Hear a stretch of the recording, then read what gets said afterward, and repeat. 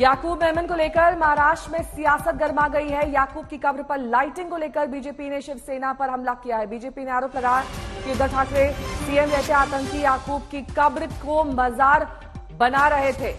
BJP ने इसके लिए सीधे तौर पर उद्धव, राहुल गांधी और एनसीपी को जिम्मेदार माना और माफी की मांग की।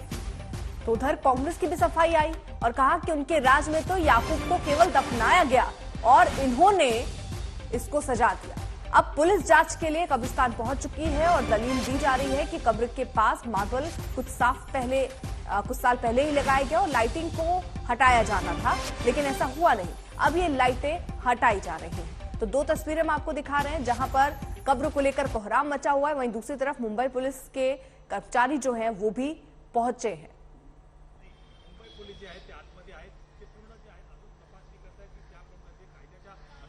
ये तस्वीरें उस कब्र की जहां पर अब बवाल इस बात को लेकर मचा हुआ है कि वहां पर लाइटिंग की गई, फूल बरसाए गए।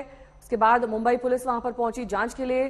तो क्या वाकई कब्र को मजार बनाने की कोशिश उद्धव सरकार करी? बीजेपी क्या आरोप लगा रही, सुनवाते हैं आपको। पाकिस्तान के इशारे पर काम करने वाला खूंखार आतंकवादी याकूब मेमन, जिसने 1993 में मुंबई में बमकांड करके हजारों लोगों की जान ले ली, क्या ऐसे आतंकवादी की कब्र मजार बन सकती है? इसी मुंबई शहर में जब उद्धव ठाकरे मुख्यमंत्री थे, उनके साथ राहुल गांधी का दल और शरद पवार जी का दल सत्ता साझा कर रहा था, उनके अगुवाई में यह कब्र मजार बन गई। उसे मार्बल लगाया गया, चारों ओर से एलईडी लाइट लगाई गई, सिक्योरिटी रखी गई। हमारा दुश्मन मुल्क पाकिस्तान वो मुंबई में बमकांड कराए, याकूब मेमन उसका आरोपी है। उसकी कब्र जब मजार बन रही थी तो उद्धव ठाकरे खामोश क्यों थे?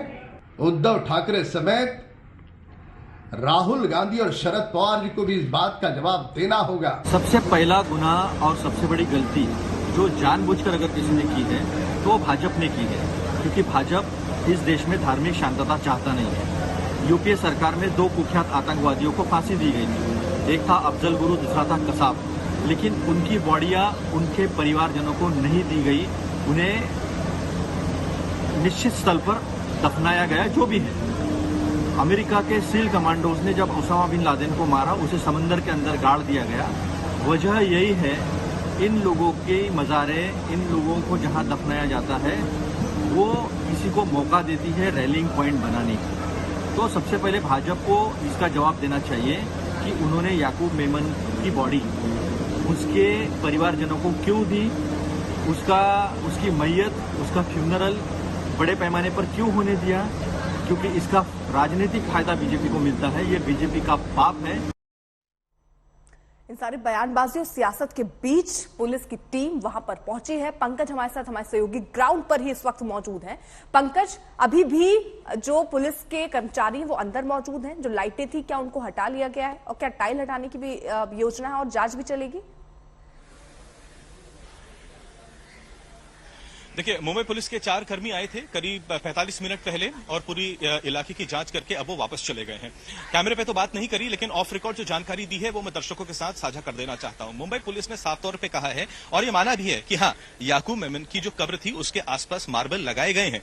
जो मार्बल लगाए गए उसमें एक पतली एलईडी की पट्टी भी लगाई गई है जो रात को चमकती है। लेकिन मुंबई पुलिस का कहना है कि ये जो मार्बल लगाए गए हैं ये 1-2 साल पहले नहीं बल्कि करीब 5-6 साल पहले लगाए गए थे। कारण मुंबई पुलिस ने यह दिया है, जो कि ट्रस्ट से बात करने के बाद उन्होंने कहा कि कई सालों पहले यहां पर एक बड़ा पेड़ था जो गिर गया, जिसके चलते याकूब मेमन परिवार के सदस्यों ने यह मांग करी कि सॉइल इरोजन को बचाने के लिए यहां पर उन्हें कुछ करना पड़ेगा। अब ट्रस्ट ने कहा या तो आप यहां पर सीमेंट लगा सकते हैं या फिर मार्बल लगा सकते हैं। इसकी छूट ट्रस्ट ने दी थी। उसके बाद परिवार ने पूरे कब्र के आसपास मार्बल लगा दिया और एक एलईडी की छोटी पट्टी भी लगाई। हालांकि अब मुंबई पुलिस का कहना है कि उस एलईडी की पट्टी को हटा दिया जाएगा। साथ ही साथ जो लाइट्स की बात हो रही है, हेलोजन लाइट्स, जो बड़ी बड़ी हेलोजन लाइट्स कब्र के आसपास लगाई गई थी,